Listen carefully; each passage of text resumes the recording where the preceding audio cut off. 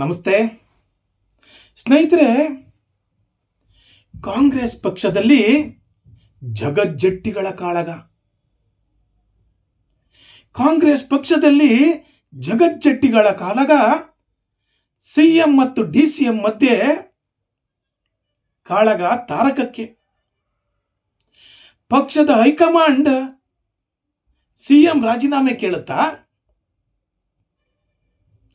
DCM CM ಆಗ್ತಾರಾ ಅಥವಾ ಇಬ್ಬರ ಜಗಳದಲ್ಲಿ ಮೂರನೇವರಿಗೆ ಲಾಭ ಆಗುತ್ತಾ? ಹಾಗಾದ್ರೆ ಮುಂದಿನ ಮುಖ್ಯಮಂತ್ರಿ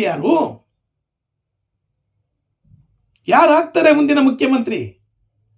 ಈ ಎಲ್ಲ ವಿಚಾರಗಳನ್ನ ನಾನು ನಿಮಗೆ ತಿಳಿಸ್ಲಿಕ್ಕೆ ಬಂದಿದ್ದೇನೆ. Prajakeeya Srinivas Belur. Welcome to Prajakeeya channel. ಸ್ನೇಹಿತರೆ, ನನ್ನ ಚಾನಲ್ಗೆ ಇನ್ನೂ ಸಬ್ಸ್ಕ್ರೈಬ್ ಆಗಿಲ್ಲ ಅಂದರೆ ದಯಮಾಡಿ ಸಬ್ಸ್ಕ್ರೈಬ್ ಆಗಿ. ಹಾಗೂ ಈ ವಿಡಿಯೋ ವೆರಿ ಇಂಟ್ರೆಸ್ಟಿಂಗ್. ಯಾರಾಗ್ತಾರೆ ಮುಂದಿನ ಮುಖ್ಯಮಂತ್ರಿ? ಅದನ್ನು ಮೂರನೇ ಮುಖ್ಯಮಂತ್ರಿ, ಇಬ್ಬರ ಜಗಳದಲ್ಲಿ ಮೂರನೇವರಿಗೆ ಲಾಭ. ಹಾಗಾಗಿ ಈ ವಿಡಿಯೋವನ್ನು ಸಂಪೂರ್ಣವಾಗಿ ನೋಡಿ. ಸ್ನೇಹಿತರೆ, ಎಲ್ಲರೂ ಸಹಿತ ಹೊಸ ವರ್ಷನ ಆಚರಿಸ್ತಾರೆ. ಕೆಲವರು ರೆಸಾರ್ಟಲ್ಲಿ ಆಚರಿಸ್ತಾರೆ, ಕೆಲವರು ದೇವಾಲಯಗಳಿಗೆ ಹೋಗ್ತಾರೆ. ಆದರೆ ನಮ್ಮ ಸನ್ಮಾನ್ಯ ಡಿಸಿಎಂ ಅಮೇರಿಕಕ್ಕೆ ಹೋಗಿದ್ರು. ಅವರು ಹೊಸ ವರ್ಷ ಆಚರಿಸಕ್ಕೆ ಹೋಗಿದ್ರು ಅಥವಾ ರಾಜಕೀಯ ಸ್ಟ್ರಾಟಜಿ ಮಾಡ್ಲಿಕ್ಕೆ ಹೋಗಿದ್ರು ನನಗೆ ಗೊತ್ತಿಲ್ಲ, ಅಂತೂ ಹೋಗಿದ್ರು. ಆದರೆ ಕರ್ನಾಟಕದ ಸಿಎಂ ಹೊಸ ವರ್ಷದ ಡಿನ್ನರ್ ಮೀಟಿಂಗ್ ಅಟೆಂಡ್ ಮಾಡಿದ್ರು. ಅದು ಎಲ್ಲಿ? ಅವರ ಉತ್ತರಾಧಿಕಾರಿ ಮನೆ, ಸಾವ್ಕಾರ್ ಸತೀಶ್ ಜಾರಕಿಹೊಳಿ ಅವರ ಮನೆಯಲ್ಲಿ. ಅವರೊಬ್ಬರೇ ಹೋಗಿರಲಿಲ್ಲ, ಅವರೊಟ್ಟಿಗೆ 36 ಜನ ಅವರ ಮಿತ್ರ ಮಂಡಳಿಯನ್ನೇ ಕರ್ಕೊಂಡು ಹೋಗಿದ್ರು. ಊಟಕ್ಕೆ ಹೋಗಿದ್ದು ಸತ್ಯ, ಆದರೆ ಊಟಕ್ಕೆ ಹೋದಾಗ ಬಹಳಷ್ಟು ಮಹತ್ವದ ಪ್ಲಾನ್ಗಳನ್ನು ಮಾಡಿದರು, ಮುಂದಿನ ಸ್ಟ್ರಾಟಜಿಗಳನ್ನು ಮಾಡಿದರು. ನಂಬರ್ 1, 5 ವರ್ಷ ನಾನೇ ಮುಖ್ಯಮಂತ್ರಿ ಅಂದರು. ಅಂದರೆ ಯಾವುದೇ ಕಾರಣಕ್ಕೂ ಮುಖ್ಯಮಂತ್ರಿ ಬದಲಾವಣೆ ಇಲ್ಲ. ನಂಬರ್ 2, ಕೆಪಿಸಿಸಿ ಅಧ್ಯಕ್ಷರ ಬದಲಾವಣೆ ನಿಶ್ಚಿತ ಅಂದರು. ಅಂದರೆ ಮುಂದಿನ ಕೆಪಿಸಿಸಿ ಅಧ್ಯಕ್ಷರು ಯಾರು? ಸಾವ್ಕಾರ್ ಸತೀಶ್ ಜಾರಕಿಹೊಳಿ. 3 ಡಿಸಿಎಂಗಳನ್ನು ಮಾಡಬೇಕು ಅಂದರು. ಒಂದು ಎಂ.ಬಿ. ಪಾಟೀಲ್ ಅವರಿಗೆ, ಒಂದು ಕೆ.ಎನ್. ರಾಜಣ್ಣನವರಿಗೆ, ಒಂದು ಪರಮೇಶ್ವರ್ ಅವರಿಗೆ ಅಂದರು. ಈ 3 ಜನ ಡಿಸಿಎಂಗಳಿಗೆ ಹಾಗೂ ಕೆಪಿಸಿಸಿ ಅಧ್ಯಕ್ಷರಿಗೆ ಸಂಪೂರ್ಣವಾದ ಜವಾಬ್ದಾರಿಯನ್ನು ಕೊಟ್ಟರು. ಅಂದರೆ ಅವರನ್ನು ಫ್ರಂಟ್ ಲೈನ್ ಲೀಡರ್ಸ್ ಮಾಡಿದರು, ಫ್ಯೂಚರ್ ಲೀಡರ್ಸ್ ಆಫ್ ಕಾಂಗ್ರೆಸ್ ಅಂತ. ಅದೇ ರೀತಿ ತಮ್ಮ ಮನಸ್ಸಿನಲ್ಲೂ ಒಂದನ್ನು ಯೋಚನೆ ಮಾಡಿದರು. ಏನಪ್ಪಾ ಅಂತ ಹೇಳಿದ್ರೆ, ಮೂಢ ಹಗರಣ ಎಲ್ಲರೂ ತಾರಕಕ್ಕೆ ಹೋಗ್ಬಿಟ್ರೆ, ನಾನು ರಾಜೀನಾಮೆ ಕೊಡಬೇಕಂತ ಅನಿಸಿದ್ರೆ ಯಾರನ್ನ ಮುಖ್ಯಮಂತ್ರಿ ಮಾಡಬೇಕು ಅನ್ನೋದು ಸಿದ್ದರಾಮಯ್ಯನ ಅಂತರಂಗದ ಪ್ರಶ್ನೆ. ಸ್ನೇಹಿತರೆ, ಹಾಗಾಗಿ ಅದನ್ನು ಅವರು ಬಹಿರಂಗ ಮಾಡಲಿಲ್ಲ. ಹಾಗಾಗಿ ಈ 4 ಸಹಿತ ಬಹಳ ಅಗ್ರೆಸಿವ್ ಆಗಿದ್ದಾರೆ. ಸೈಲೆಂಟ್ ಆಗಿದ್ದ ಸತೀಶ್ ಅಣ್ಣ ವೈಲೆಂಟ್ ಆಗಿಬಿಟ್ಟಿದ್ದಾರೆ. ಪರಮೇಶ್ವರ್ ನಿಜವಾಗ್ಲೂ ಸೈಲೆಂಟೇ, ಆದರೆ ಇವಾಗ ವೈಲೆಂಟ್ ಆಗಿದ್ದಾರೆ. ಕೆ.ಎನ್. ರಾಜಣ್ಣನವರು ಅವರು ಮಾತಾಡೋದೇ ಹಾಗೆ, ಆದರೆ ಇನ್ನೂ ಸಹಿತ ಸ್ಟ್ರಾಂಗ್ ಆಗಿದ್ದಾರೆ. ಎಂ.ಬಿ. ಪಾಟೀಲ್ 100% ಸ್ಟ್ರಾಂಗ್ ಆಗಿ ಇವರಿಗೆ ಸಪೋರ್ಟ್ ಮಾಡಲಿಕ್ಕೆ ರೆಡಿಯಾಗಿದ್ದಾರೆ. 4 ಪಿಲ್ಲರ್ಗಳನ್ನು ರೆಡಿ ಮಾಡಿಕೊಂಡಿದ್ದಾರೆ. ಇವರ ಮುಂದಿನ ರಾಜಕೀಯ ನಡೆಗೆ 4 ಪಿಲ್ಲರ್ಸ್ ರೆಡಿಯಾಗಿದ್ದಾರೆ. ಎಲ್ಲರೂ ಸಹಿತ ಸ್ಟ್ರಾಂಗ್ ಲೀಡರ್ಸ್, ಎಲ್ಲರಿಗೂ ಸಹಿತ ಅವಕಾಶ ಬೇಕು, ಎಲ್ಲರೂ ಸಹಿತ ವೆರಿ ಗುಡ್ ಲೀಡರ್ಸ್. ಈಗ ಈ ಒಂದು ಕೋಟೆಯನ್ನು ಕಟ್ಟಿಕೊಂಡು, ಸೈನ್ಯವನ್ನು ಕಟ್ಟಿಕೊಂಡು ಡಿ.ಕೆ. ಶಿವಕುಮಾರ್ ಮೇಲೆ ಯುದ್ಧಕ್ಕೆ ಹೊರಟಿದ್ದಾರೆ. ಈಗ ಡಿ.ಕೆ. ಶಿವಕುಮಾರ್ ಅವರ ಪರಿಸ್ಥಿತಿ ಹೆಂಗಾಗ್ಬಿಟ್ಟಿದೆ ಅಂದರೆ, ಚಕ್ರವ್ಯೂಹದಲ್ಲಿ ಸಿಕ್ಕಿದ ಅಭಿಮನ್ಯು ಅಂತ ಆಗ್ಬಿಟ್ಟಿದೆ. ಸೈನ್ಯ ಫುಲ್ ಆವರಿಸ್ಕೊಂಡ್ಬಿಟ್ಟಿದೆ. ದಂಡನಾಯಕರಿದ್ದಾರೆ, ಸಿದ್ದರಾಮಯ್ಯನವರಿದ್ದಾರೆ. ಎಲ್ಲರೂ ಸಹಿತ ಸೇರಿಕೊಂಡು ಡಿ ಕೆ ಶಿವಕುಮಾರ್ ಅವರನ್ನ ಯಾವ ರೀತಿ ಯೋಚನೆ ಮಾಡಬೇಕೋ ಆ ರೀತಿ ಯೋಚನೆ ಮಾಡ್ತಾ ಇದ್ದಾರೆ. ಸ್ನೇಹಿತರೆ, ಈಗ 2.5 ವರ್ಷ ಆದಮೇಲೆ ರಾಜೀನಾಮೆ ಕೇಳಬೇಕು ಹೈಕಮಾಂಡ್. ಅಂದರೆ ಏನಾದ್ರು ಒಪ್ಪಂದ ಆಗಿದ್ರೆ, ಒಪ್ಪಂದ ಆಗಿಲ್ಲ ಅಂದರೆ ಓಕೆ, ಒಪ್ಪಂದ ಆಗಿದ್ರೂ ಸಹಿತ ರಾಜೀನಾಮೆ ಕೇಳಲಿಕ್ಕೆ ಹೈಕಮಾಂಡು ಸ್ವಲ್ಪ ಭಯ ಪಡಬೇಕು. ಬಿಕಾಸ್ ಸಿದ್ದರಾಮಯ್ಯ ಅಂದರೆ mass leader, popular leader, powerful leader. ಈ ಪವರ್ಫುಲ್ ಲೀಡರನ್ನ ಸರಿಯಾದ ರೀಸನ್ ಇಲ್ದರೆ ರಾಜೀನಾಮೆ ಕೇಳಲಿಕ್ಕಾಗಲ್ಲ. ಏನ್ ರೀಸನ್ ಕೊಡ್ಬೋದು ನೋಡಿ. ನಾವು ಕಮಿಟ್ ಆಗ್ಬಿಟ್ಟಿದ್ದೀವಿ, ಹೈಕಮಾಂಡ್ ಹೇಳ್ತಿರೋದು, ನಾವು ಕಮಿಟ್ ಆಗ್ಬಿಟ್ಟಿದ್ದೀವಿ 2.5 ವರ್ಷ ಡಿ ಕೆ ಶಿವಕುಮಾರ್ಗೆ ನಾವು ಮುಖ್ಯಮಂತ್ರಿ ಮಾಡಲೇಬೇಕು ಅಂತ ಕೇಳಬಹುದು. ಅದನ್ನೇ ಡಿ ಕೆ ಶಿವಕುಮಾರ್ ಅವರು ಅಮೆರಿಕದಲ್ಲಿ ಕೂತು ಪಕ್ಷದ ಹೈಕಮಾಂಡ್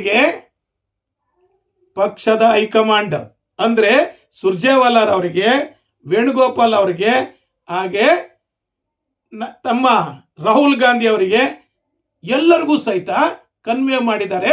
ನನಗೆ ಮುಖ್ಯಮಂತ್ರಿ ಮಾಡ್ತೀನಿ ಅಂತ ಹೇಳಿದ್ರಿ ನೀವು, ಕಾಲ ಕೂಡಿ ಬಂದಿದೆ, ಹಾಗಾಗಿ ನನ್ನನ್ನು ಮುಖ್ಯಮಂತ್ರಿ ಮಾಡಿ.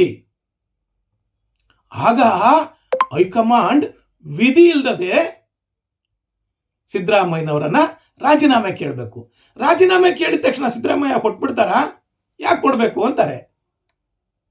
ಅದು ಅಲ್ಲದೆ ಸಿದ್ದರಾಮಯ್ಯನವರೊಟ್ಟಿಗೆ 80ರಿಂದ 100 ಜನ ಶಾಸಕರಿದ್ದಾರೆ. 138 ಜನದಲ್ಲಿ 80ರಿಂದ 100 ಜನ ಶಾಸಕರಿದ್ದಾರೆ. ಅವರನ್ನು ರಾಜೀನಾಮೆ ಕೇಳೋದು ಸುಲಭದ ಕೆಲಸ ಅಲ್ಲ. ಆದರೆ ಹೈಕಮಾಂಡ್ಗೆ ನಿಷ್ಠರಾಗಿರುವಂತಹ, ಪಕ್ಷಕ್ಕೆ ನಿಷ್ಠರಾಗಿರುವಂತಹ, ಹಾರ್ಡ್ ವರ್ಕರ್ ಅಂತ ಹೆಸರಿಗೆ ತಾಂಡಿರುವಂತಹ, ಯಾವುದೇ ಕಷ್ಟದ ಕೆಲಸಕ್ಕೂ ಸಹಿತ ರೆಡಿಯಾಗಿರುವಂತಹ, ಕಷ್ಟ ಬಂದಾಗ ಡಿಕೆನೇ ಬೇಕು ಅನ್ನೋ ಸ್ಟೇಜಿಗೆ ಇರುವಂತಹ ಹೈಕಮಾಂಡ್ ಏನಾದರೂ ಮಾಡಿ ಡಿ ಕೆ ಅವರನ್ನ ಮುಖ್ಯಮಂತ್ರಿ ಮಾಡಬೇಕು ಅಂತ ತೀರ್ಮಾನ ಮಾಡಿದರೆ ಏನು ಪ್ರಶ್ನೆ ಕೇಳ್ಬೋದು? ಏನು ಅವ್ರಿಗೆ ಹೇಳ್ಬೋದು ಸಿದ್ದರಾಮಯ್ಯನವ್ರಿಗೆ? ನಂಬರ್ 1 ನೋಡಿ, ಡಿ ಕೆ ಶಿವಕುಮಾರ್ ಅವರು ಪ್ರೆಸಿಡೆಂಟ್ ಆಗಿದ್ರು. ಬಹಳ ಕಷ್ಟಪಟ್ಟು ನಿಮ್ಮ ಹಾಗೇನೆ ಅವರು ಪಕ್ಷದ ಅಧಿಕಾರಕ್ಕೆ ತಂದಿದ್ದಾರೆ. ಹಾಗಾಗಿ ಅವರನ್ನು ಮಾಡಲೇಬೇಕು ಅಂತ ಕೇಳಬಹುದು. ನಂಬರ್ 1. ನಂಬರ್ 2, ಸಿಕ್ಕಾಬಟ್ಟೆ ಇನ್ವೆಸ್ಟ್ ಮಾಡಿದ್ದಾರೆ ಪಕ್ಷಕ್ಕೋಸ್ಕರ. ಹಣನೂ ಇನ್ವೆಸ್ಟ್ ಮಾಡಿದ್ದಾರೆ, ಟೈಮನ್ನು ಇನ್ವೆಸ್ಟ್ ಮಾಡಿದ್ದಾರೆ, ಪಕ್ಷಕ್ಕೋಸ್ಕರ ಸಿಕ್ಕಾಬಟ್ಟೆ ಕೆಲಸ ಮಾಡ್ತಾರೆ ಅಂತ ಹೇಳ್ಬೋದು. 3ನೇದು, ಅವರು ಒಕ್ಕಲಿಗರ ಜಾತಿಯಲ್ಲಿರೋದ್ರಿಂದ, ಒಕ್ಕಲಿಗರ ನಾಯಕರಾಗಿರೋದ್ರಿಂದ, ಬಲಿಷ್ಠ ನಾಯಕರಾಗಿರೋದ್ರಿಂದ ಅವರನ್ನು ನೋಡಿ ಒಕ್ಕಲಿಗ ಓಟ್ಗಳು ಬಂದಿರ್ಬೋದು ಅಂತ ಹೇಳ್ಬೋದು. ಅದಕ್ಕಿಂತ ಈ 5 ಗ್ಯಾರಂಟಿಗಳಿದೆಯಲ್ಲ, 5 ಗ್ಯಾರಂಟಿಗಳನ್ನು ಪ್ಲಾನ್ ಮಾಡಿ ಎಕ್ಸಿಕ್ಯೂಟ್ ಮಾಡಿದರು ಡಿ ಕೆ ಶಿವಕುಮಾರ್ ಅಂತ ಹೇಳ್ಬೋದು ಹೈಕಮಾಂಡ್. ಬಟ್ ಎಲ್ಲದಕ್ಕೂ ಸಹಿತ ಸಿದ್ದರಾಮಯ್ಯನವ್ರ ಹತ್ರ ಉತ್ತರ ಇದೆ, 100% ಉತ್ತರ ಇದೆ. ಅವರು ಈ ರಾಮನಗರ, ಚನ್ನಪಟ್ಟಣ, ಹಳೆ ಮೈಸೂರು ಪ್ರಾಂತ್ಯದಲ್ಲಿ ಓಟ್ ತಂದಿರ್ಬೋದು ನಮಗೆ. ನಾನು ಆಲ್ ಕರ್ನಾಟಕ ಫೇಮಸ್, ನನಗೆಲ್ಲ ಕಡೆ ಇದ್ದಾರೆ, ನನ್ನೋಟು ವೋಟ್ ಶೇರಿಂಗ್ ಜಾಸ್ತಿ ಇದೆ ಅಂತ ಹೇಳ್ತಾರೆ. ನಾನು ಕಷ್ಟಪಟ್ಟಿದ್ದೀನಿ ರೀ, ನಾನು ಇನ್ವೆಸ್ಟ್ ಮಾಡಿದ್ದೀನಿ, ನಾನು ಕಪ್ಪು ಕಾಣಿಕೆಯನ್ನು ಕೊಟ್ಟಿದ್ದೀನಿ ಹೈಕಮಾಂಡ್ಗೆ ಹೇಳ್ಬೋದು. ಈ 5 ಗ್ಯಾರಂಟಿಗಳನ್ನು ಇಂಟ್ರೊಡ್ಯೂಸ್ ಮಾಡಿದ್ರಲ್ಲ, ಅದನ್ನು ಅನುಷ್ಠಾನ ಮಾಡಲಿಕ್ಕೆ ನಾನು ಆಗೋತಿ ಮಾಡ್ತಾ ಇದ್ದೀನಿ. ನನಗೆ 16 ವರ್ಷದ ಅನುಭವ ಇದೆ ಬಜೆಟನ್ನು ಮಂಡಿಸಿ, ಹಾಗಾಗಿ ಮಾಡ್ಲಿಕ್ಕೆ ಸಾಧ್ಯ ಆಯಿತು. ನಾನೇನಾದ್ರು ಮನಸ್ಸು ಮಾಡಲಿಲ್ಲ ಅಂದರೆ ಎಲ್ಲ ಸಹಿತ ಹಿಮಾಚಲ ಪ್ರದೇಶದಂಗೆ ಆಗ್ಬಿಡುತ್ತೆ ಕಾಂಗ್ರೆಸ್ ಅಂತ ಹೇಳಿದ್ರು ಹೇಳ್ಬೋದು. ಏನು ಕೇಳಿದ್ರು ಪ್ರಶ್ನೆಗೆ ಉತ್ತರ ಇದೆ ಸಿದ್ದರಾಮಯ್ಯನವ್ರ ಹತ್ರ. ಹಾಗಾದ್ರೆ ಏನು ಮಾಡ್ಬೋದು, ಏನು ಮಾಡಬೇಕು ಅಂತ ಹೈಕಮಾಂಡಿಗೆ ಗೊತ್ತಾಗ್ತಾ ಇಲ್ಲ. ನಂಬರ್ 1, ಅಪ್ಪಿತಪ್ಪಿ ಈ ಮೂಢ ಹಗರಣ ಇದೆಯಲ್ಲ, ಮೂಢ ಹಗರಣ ಏನಾದರೂ ಸಿವಿಯರ್ ಆದರೆ ರಾಜೀನಾಮೆ ಕೇಳಬಹುದು. ಮೂಢಾಗರಣ ಸಿವಿಯರ್ ಆದರೆ ರಾಜೀನಾಮೆ ಕೇಳ್ಬೋದು. ಆಗ ಸಿದ್ದರಾಮಯ್ಯ ಏನು ಮಾಡ್ತಾರೆ? ಸಿದ್ದರಾಮಯ್ಯಗೆ 100% ಡಿ ಕೆ ಶಿವಕುಮಾರ್ನ ಮುಖ್ಯಮಂತ್ರಿ ಮಾಡಲಿಕ್ಕೆ ಇಷ್ಟ ಇಲ್ಲ ಅಂದಾಗ ಯಾರನ್ನ ಮುಖ್ಯಮಂತ್ರಿ ಮಾಡಬಹುದು? ಅವರು ಯಾಕೆ ಮುಖ್ಯಮಂತ್ರಿನ ಮಾಡಬಹುದು? ನಂಬರ್ 1, ಈ 4 ಜನ ಇದ್ದಾರಲ್ಲ, ಅದರಲ್ಲಿ ಸೀನಿಯರ್ ಯಾರು? ಡಾಕ್ಟರ್ ಪರಮೇಶ್ವರ್ ಅವರು 10 ವರ್ಷ ಕಾಂಗ್ರೆಸ್ ಪಕ್ಷದ ಅಧ್ಯಕ್ಷರಾಗಿದ್ದಾರೆ, ಹೋಮ್ ಮಿನಿಸ್ಟರ್ ಆಗಿದ್ದಾರೆ, ಎಲ್ಲದಲ್ಲೂ ಸಹಿತ ಒಳ್ಳೆ ಅನುಭವ ಇದೆ, ವಿದ್ಯಾವಂತರು, ಬುದ್ಧಿವಂತರು, ಅವರನ್ನು ಮಾಡಬಹುದು. ಆದರೆ ಸಿದ್ದರಾಮಯ್ಯನವರ ಒಳ ಮನಸ್ಸಿನಲ್ಲಿ ಒಂದಿದೆ, ಏನಪ್ಪ ಅಂದರೆ ಪರಮೇಶ್ವರ್ ಅವರನ್ನು ಮುಖ್ಯಮಂತ್ರಿ ಮಾಡಬೇಕು ಅಂತ. ಯಾಕೆ ಅಂದರೆ 2013ರಲ್ಲಿ ಪರಮೇಶ್ವರ್ ಅವರು ಕಾಂಗ್ರೆಸ್ ಪಕ್ಷದ ಅಧ್ಯಕ್ಷರಾಗಿದ್ದರು. ಪಕ್ಷ ಮೆಜಾರಿಟಿಗೆ ಬಂತು. ಆದರೆ ಪರಮೇಶ್ವರ್ ಅವರು ಕೊರಟಗೆರೆನಲ್ಲಿ ಸೋತ್ಬಿಟ್ರು. ಆ ಸೋಲಿಗೆ ಕಾರಣ ಬಹಳಷ್ಟು ಜನ ಹೇಳೋದು ರೂಮರ್ಸು, ಸಿದ್ದರಾಮಯ್ಯ ಅಂತ. ಆ ಕಳಂಕನ ತೊಳ್ಕೋಬೇಕು, ಅಳಿಸಾಕಬೇಕು ಅಂದರೆ ಈಗ ಸಿದ್ದರಾಮಯ್ಯನವರು ಪರಮೇಶ್ವರ್ ಅವರನ್ನೇ ಮುಖ್ಯಮಂತ್ರಿ ಮಾಡ್ತಾರೆ. ಆ ಕಳಂಕ ತೊಳೆಯೋಕ್ಕೋಸ್ಕರ ಪರಮೇಶ್ವರ್ ಅವರನ್ನ ಮುಖ್ಯಮಂತ್ರಿ ಮಾಡ್ತಾರೆ. ಎಲ್ಲಿವರೆಗೆ?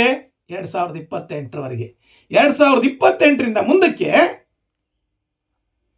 ಸಾವುಕಾರ್ ಸತೀಶ್ ಜಾರಕಿಹೊಳಿ ಅವರಿಗೆ.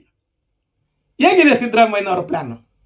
ಸ್ನೇಹಿತರೆ, ಸಿದ್ದರಾಮಯ್ಯ ರಾಜೀನಾಮೆ ಕೊಡ್ತಾರಾ? ಕೊಟ್ಟಾಗ ಡಿ ಕೆ ಶಿವಕುಮಾರ್ ಮುಖ್ಯಮಂತ್ರಿ ಆಗ್ತಾರಾ? ಅಥವಾ ಸಿದ್ದರಾಮಯ್ಯ ಹೇಳ್ದಾರನ್ನೇ ಮಾಡಬೇಕು ಅಂದರೆ ಹೈಕಮಾಂಡ್ ಪರಮೇಶ್ವರನ ಮುಖ್ಯಮಂತ್ರಿ ಮಾಡುತ್ತಾ? KPCC ಅಧ್ಯಕ್ಷರಾಗ್ತಾರಾ ಸಾವುಕಾರ್? ಈ ಎಲ್ಲ ಪ್ರಶ್ನೆಗೆ ನೀವು ಕಾಮೆಂಟ್ಸ್ ಮಾಡಿ ಉತ್ತರವನ್ನು ಹೇಳಿ.